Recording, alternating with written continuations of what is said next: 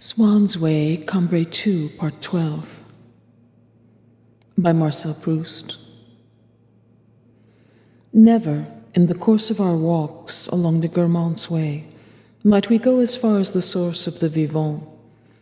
of which I had often thought, which had in my mind so abstract, so ideal an existence, that I had been as much surprised when someone told me that it was actually to be found in the same department and at a given number of miles from Combray, as I had been on the day when I had learned that there was another fixed point somewhere on the earth's surface, where, according to the ancients, opened the gates of hell. Nor could we ever reach that other goal to which I longed so much to attain, Guermantes itself. I knew that there resided the owners of the castle, the Duc and Duchesse de Guermantes. I knew that they were real personages who did actually exist, but whenever I thought about them, I pictured them to myself either in tapestry or as the coronation of Esther, which hung in our church, or else in changing shades of color, as was Gilbert the Bad in his window, where he passed from cabbage green when I was dipping my fingers in the holy water stoup, to plum blue when I had reached our row of chairs, or again, altogether impalpable, like the image of Geneviève de Brabant, ancestress of the Guermantes family, which the magic lantern sent wandering over the curtains of my room, or flung aloft on the ceiling. In short, always wrapped in the mystery of the Merovingian age and bathed as in a sunset in the orange light that glowed from the resounding syllables antes. And if, in spite of that, they were for me in their capacity as a duke and duchess real people, though of an unfamiliar kind, this ducal personality was in its turn enormously distended, immaterialized, so as to contain that Guermantes of which they were Duke and Duchess, all that sunlit Guermantes way of walks, the course of the vivant, its water lilies, its tall trees, and so many beautiful summer afternoons. And I knew that they bore not only the titles of Duc and Duchesse de Guermantes, but since the 14th century, when after vain attempts to conquer its earlier lords in battle, that they had allied themselves by marriage and so became Comte de Combray, the first citizens, consequently, of the place. And yet, the only ones among its citizens who did not reside in it. The Comte de Combray possessing Combray, threading it on their string of names and titles, absorbing it in their personalities, and possessing, no doubt, in themselves that strange and pious melancholy that was peculiar to Combray. Proprietors of the town, though not of any particular house there, dwelling presumably outdoors in the street, between heaven and earth, like that Gilbert de Guermantes, of whom I could see in the stained glass of that apse of Saint-Hilaire only the reverse side in black lacquer, if I raised my eyes to look for him when I was going to Camus's for a packet of salt. Sometimes it happened that along the Guermantes Way I would pass by little damp enclosures from which rose clusters of dark blossoms. I would stop before them, hoping to gain some precious addition to my experience, for I seemed to have before my eyes a fragment of that riverside country I had longed so much to see, and know since coming upon a description of it in one of my favorite authors. And it was with that description, with its imagined soil, traversed by bubbling watercourses, that Guermantes, changing its form in my mind, became identified after I heard Dr. Percipied speak of the flowers and the beautiful pure water flowing from springs in the park of the castle. I used to dream that Madame de Guermantes, taking a sudden capricious fancy for myself, invited me there.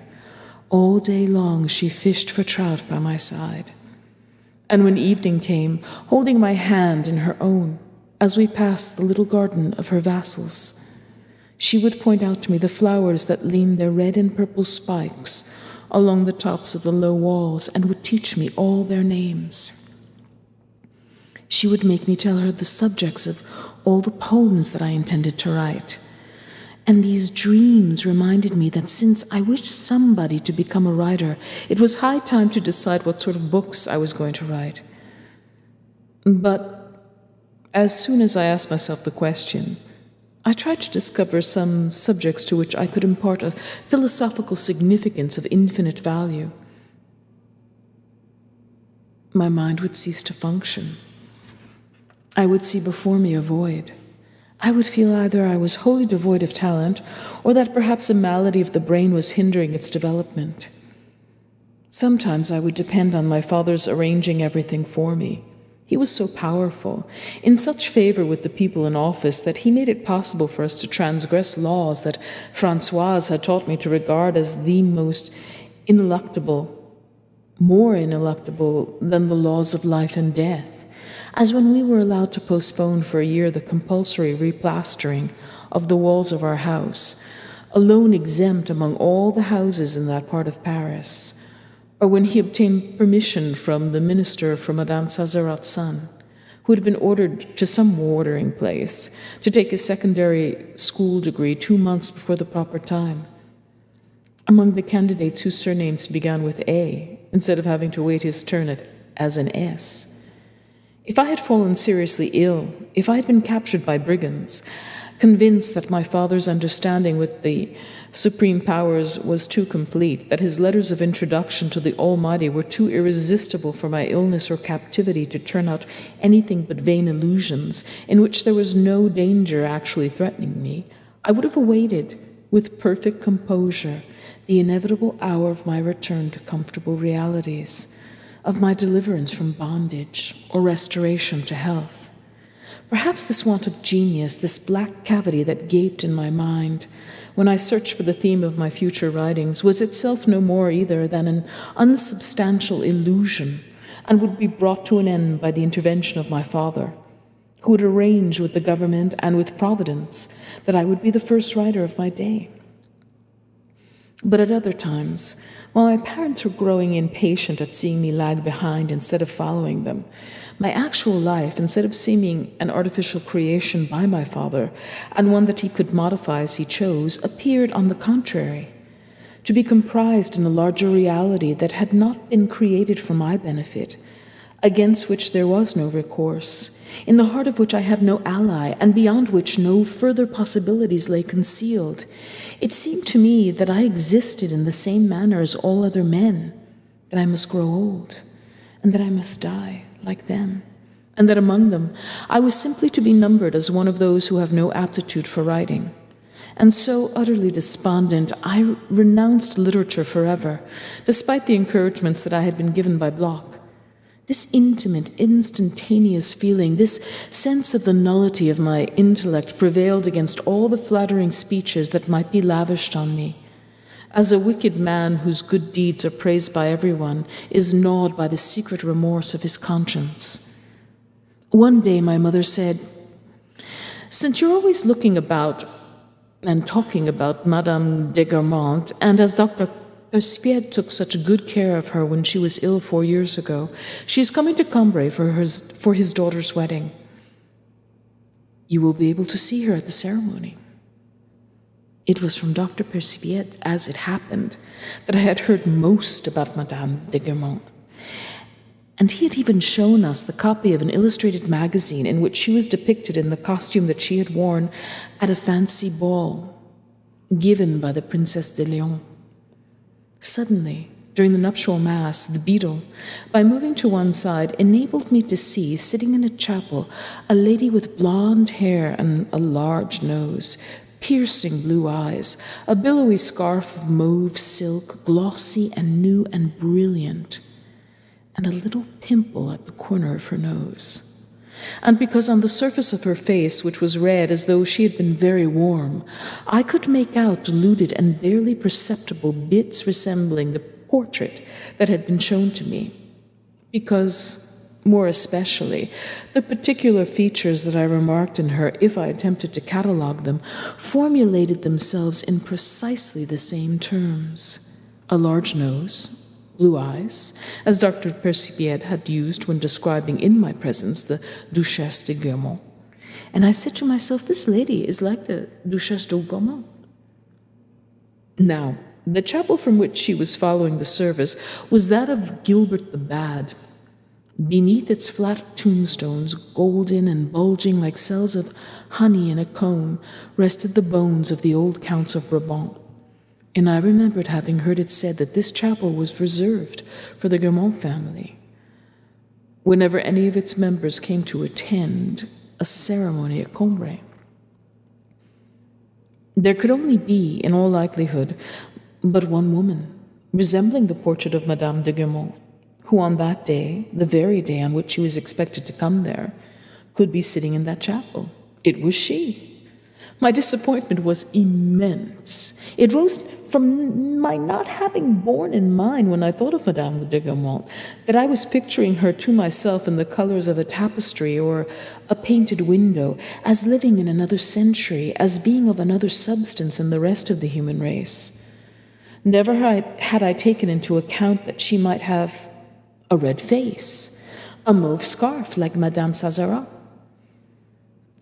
and the oval curve of her cheeks reminded me so strongly of people whom I had seen at home that the suspicion brushed against my mind, though it was immediately banished, that this lady, in her generative principle, in every molecule of her physical composition, was perhaps not substantially the Duchesse de Guermantes, but that her body, in ignorance of the name that people had given it, belonged to a certain type of femininity that included also the wives of doctors and tradesmen. That's it. That's all Madame Guermantes amounts to, were the words underlying the attentive and astonished expression with which I was contemplating this image, which naturally enough bore no resemblance to those that had so softened under the same name of Madame de Guermantes, and appeared to me in dreams, since this one had not been, like the others, formed arbitrarily by myself, but had sprung into sight for the first time only a moment ago, here in church. An image that was not of the same nature, was not colorable at all, like those others that allowed themselves to imbibe the orange tint of a sonorous syllable, but which was so real that everything, even to that inflamed little pimple at the corner of her nose, certified her subjection to the laws of life. As in a transformation scene on the stage, a crease in the dress of a fairy, a quivering of her little finger, indicating the material presence of a living actress before our eyes, whereas we were uncertain till then whether we were not looking at a simple projection of light. Meanwhile, I was trying to apply to this image, which the prominent nose, the piercing eyes pinned down and fixed in my field of vision, perhaps because it was they that had first struck me, that had made the first impression on its surface, before I had time to wonder whether the woman who thus appeared before me might possibly be Madame de Guermantes. To this very recent and unchanging image, I tried to apply the idea, it is Madame de Guermantes. But I succeeded only in bringing the idea in front of the image, like two discs separated by an interval. But this Madame de Guermantes, of whom I had so often dreamed, now that I could see that she had a real existence independent of myself, acquired even more power over my imagination, which, paralyzed for a moment by contact with a reality so different from anything that it had expected, began to react and to say within me, great and glorious before the days of Charlemagne, the Guermantes had the right of life and death over their vassals. The Duchesse de Guermantes descends from Geneviève de Bourbon. She does not know, nor would she consent to know, any of the people who are here today. And then, O marvelous independence of the human gaze, tied to the human face by a cord so loose, so long, so elastic, that it can stray alone as far as it may choose. While Madame de Guermantes sat in the chapel, above the tombs of her dead ancestors, her gaze lingered here and wandered there, rose to the capitals of the pillars, and even rested on me, like a ray of sunlight straying down the nave. But a ray of sunlight that, at the moment when I received its caress, appeared conscious of where it fell. As for Madame de Guermantes herself, since she remained there motionless, sitting like a mother who affects not to notice the mischievous or rude conduct of her children, who, in the course of their play, are speaking to people whom she does not know, it was impossible for me to determine whether she approved or condemned the vagrancy of her eyes and the careless detachment of her heart. I felt it important that she should not leave the church before I had been able to look long enough at her, reminding myself that for years past I had regarded the sight of her as a thing eminently to be desired, and I did not take my eyes off her, as though by gazing at her I would be able to carry away and store up inside myself the memory of that prominent nose, those red cheeks, of all those details that struck me as so much precious, authentic, unparalleled information with regard to her face. Now that all the thoughts that I had brought to bear upon that face caused me to find it beautiful, and especially, perhaps, that form of the instinct of the preservation of everything that is best in ourselves, the desire one always has of not having been deceived, setting her once again, since they were one and the same person, she and that Duchesse de Guermantes whom until then I had only imagined, apart from the rest of humanity, with which the sight, pure and simple, of her in the flesh had made me for a moment mistake her. I grew indignant when I heard people saying in the congregation around me, "She is better looking than Madame Césarat," or than Madame Bidou, as though she had been in any way comparable with them. And my gaze, resting on her blonde hair, her blue eyes, the lines of her neck, and overlooking the features that might have reminded me of the faces of other women, I cried out within myself before this deliberately unfinished sketch, "How beautiful she is! What true nobility! She is indeed a proud Guermantes, the descendant of Geneviève de Brabant that I have before me." And the care that I took to focus all my attention on her face, isolated to my mind, I find it, when I call that marriage ceremony to mind, impossible to visualize any single person who was present, except her and the beadle who answered me in the affirmative when I inquired whether the lady was indeed Madame de Guermantes. But her, I can see her still quite clearly, especially at the moment when the procession filed into the sacristy, lighted by the intermittent hot sunshine of a windy and rainy day, where Madame de Guermantes found herself in the midst of all those Combray people whose names she did not even know, but whose inferiority proclaimed her own supremacy so loud that she must, in return, feel for them a genuine benevolence, and with whom she might count on impressing even more forcibly by virtue of her goodwill and simplicity. And then, too, since she could not bring into play the deliberate glances charged with a definite meaning which one directs toward people whom one knows, but must allow her vague thoughts to escape continually from her eyes in a flood of blue light that she was powerless to control, she was anxious not to distress in any way, not to seem to be despising those humbler mortals over whom that current flowed, by whom it was everywhere arrested. I can see again today above her mauve scarf, silky and buoyant, the gentle admonishment in her eyes, to which she had added without daring to address it to anyone in particular, but so that everyone might enjoy his share of it, the almost timid smile of a sovereign lady who seems to be making an apology for her presence among the vassals whom she loves. This smile rested on me, who had never ceased to follow her with my eyes, and I, remembering the glance that she had let fall on me during the service, blue as a ray of sunlight that had penetrated the window of Gilbert the Bad, said to myself, "Of course, she is thinking about me." I fancied that she liked me, and that she would continue to think of me after she left the church, and would perhaps grow pensive again that evening at Guermantes, on my account. And at once I fell in love with her, for if it is sometimes enough to make us love a woman because she looks at us with contempt, as I suppose Mademoiselle Swann to have done, while we imagine that she cannot ever be ours, it is enough also sometimes if she looks at us kindly,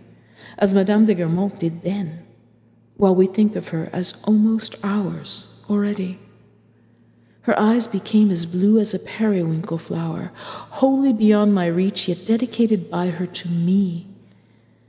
And the sun bursting out again from behind a threatening cloud and darting the full force of its rays onto the square and into the sacristy, shed a geranium glow over the red carpet laid down for the wedding, along which Madame de Guermantes smilingly advanced, and covered its woolen texture with a nap of rosy velvet, a bloom of light, giving it that sort of tenderness of solemn sweetness in the pomp and joy that characterize certain pages of Logeron, certain pages by Carpaccio, and makes us understand how Baudelaire was able to apply to the sound of the trumpet the epithet delicious. How often, after that day, in the course of my walks along the Guermantes way, with what an intensified melancholy did I reflect on my lack of qualification for a literary career, and that I must abandon all hope of ever becoming a famous author. The regret that I felt for this while I lingered alone to dream for a little by myself made me suffer so acutely that in order not to feel it, my mind, of its own accord, by a sort of inhibition in the instant of pain, ceased entirely to think of verse-making, of fiction, of the poetic future on which my want of talent precluded me from counting. Then, quite apart from all those literary preoccupations, and without definite attachment to anything, suddenly a roof, a gleam of sunlight reflected from a stone, the smell of a road, would make me stop still, to enjoy the special pleasure that each of them gave me, and also because they appeared to be concealing beneath what my eyes could see something that they invited me to approach and seize from them, but that, despite all my efforts, I never managed to discover, as I felt that the mysterious object was to be found in them. I would stand there in front of them, motionless, gazing, breathing, endeavoring to penetrate with my mind beyond the things seen or smelled. And if I had then to hasten after my grandfather to proceed on my way, I would still seek to recover my sense of them by closing my eyes. I would concentrate on recalling exactly the line of the roof, the color of the stone, which, without my being able to understand why, had secret treasure of which they were themselves no more than the outer coverings. It was certainly not any impression of this kind that could restore the hope I had lost of one day becoming an author and poet, for each of them was associated with some material object devoid of any intellectual value, and suggesting no abstract truth, but at least they gave me an unreasoning pleasure, the illusion of a sort of fecundity of mind, and in that way distracted me from the tedium, from the sense of my own impotence that I had felt whenever I sought a philosophic theme for some great literary work. So urgent was the task imposed on my conscience by these impressions of form or perfume of color, to strive for a perception of what lay beneath them, that I was never long in seeking an excuse that would allow me to avoid this effort and to spare myself the fatigue that it involved. As good luck would have it, my parents called me. I felt that I had not, for the moment, the calm environment necessary for a successful pursuit of my researches, and that it would be better to think no more of the matter until I reached home, and not to exhaust myself in the meantime to no purpose. And so I concerned myself no longer with the mystery that lay hidden in a form or a perfume, quite at ease in my mind, since I was taking it home with me, protected by its cloak of images beneath which I would find it still alive, like the fish which, on days when I had been allowed to go out fishing, I used to carry back in my basket, covered by a layer of grass that kept them cool and fresh. Once in the house again, I would begin to think of something else, and so my mind would become littered, as my room was, with the flowers that I had gathered on my walks, or the odds and ends that people had given me, with a stone from the surface of which the sunlight was reflected, a roof, the sound of a bell, the smell of fallen leaves, a mass of different images under which must have perished long ago, the reality of which I had some intuition, but which I never had the will to discover and bring to light.